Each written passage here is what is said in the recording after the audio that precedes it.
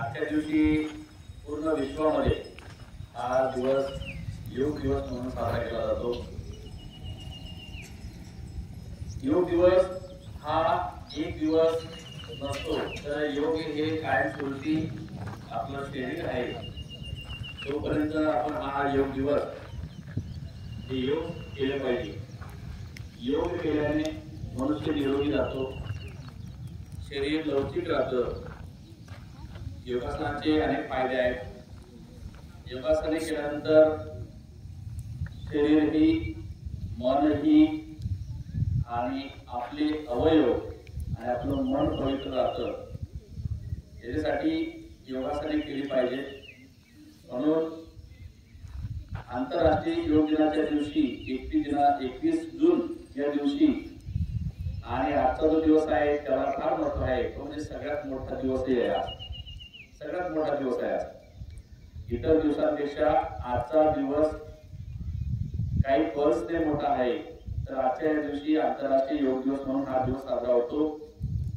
आजच्या या दिवशी विश्वामध्ये सगळ्या ठिकाणी साधारणतः सकाळी पहाटे 5 वाजेपासून तर साधारणतः 8 वाजेपर्यंत योगासने केली जात आहेत।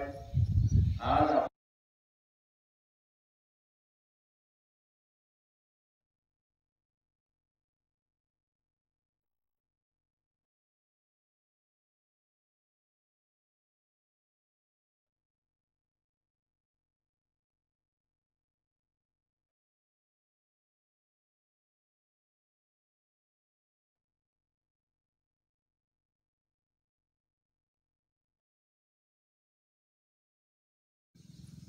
सगळ्यांनी चांगल्या प्रकारे योगासने केली। आपण योगासने करत असताना बऱ्याच काही आपल्याकडनं चुका होतात, परंतु शरीराच्या हालचालीसाठी चुका नको, म्हणून आपण आपल्याला ज्या पद्धतीने जे आसन करायचे आहे ते आसन आपण करायचं आहे। आजच्या दिवशी सगळी आसने करून चालणार नाही, कारण आपल्या शरीराला सवय नसते। म्हणून जेवढं शक्य होईल तेवढी आसने आपण या ठिकाणी केली आहेत।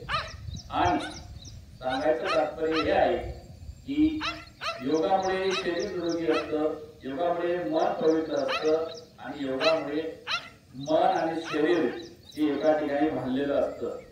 आणि ज्याचं मन आणि शरीर एका ठिकाणी बांधलेलं असतं तो जीवनावरती कोणत्याही गोष्टीमध्ये विजय प्राप्त करतो। म्हणून मन आणि शरीर एका ठिकाणी बांधण्याचं काम योगाच्या माध्यमातून होतं। म्हणून ही योगासने केली जातात। आणि विशेष करून आपल्या विद्यालयाचं नाव देखील एक महर्षी ऋषी म्हणजे अगस्त्य ऋषी यांच्या नावाने आपलं विद्यालय आहे। आपल्या विद्यालयामध्ये साधारणतः हा जो दिवस आहे हा दिवस आपण सुरुवातीपासूनच हा योग दिवस साजरा करत होतो। आणि शासनाने आंतरराष्ट्रीय योग दिवस ज्या दिवसापासून जाहीर केला त्या दिवसापासून अगदी आपण हे योगासने घेतली जातात, योगासनांचं मार्गदर्शन केलं जातं, योगासने केली जातात। आणि आपल्या या ठिकाणी आपल्याच गावातील एक ज्येष्ठ नागरिक आपल्या गावाचे सुपुत्र आदरणीय भाऊसाहेब गोकुळ पाटील हेही दरवर्षी येत असतात आणि या माध्यमातून तुम्हाला सगळ्यांना लेखन साहित्य दिलं जातं। परंतु ते थोडंसं त्यांच्या काही स्वतःच्या वैयक्तिक याच्यामुळे ते थोडंसं विदेशात आहे।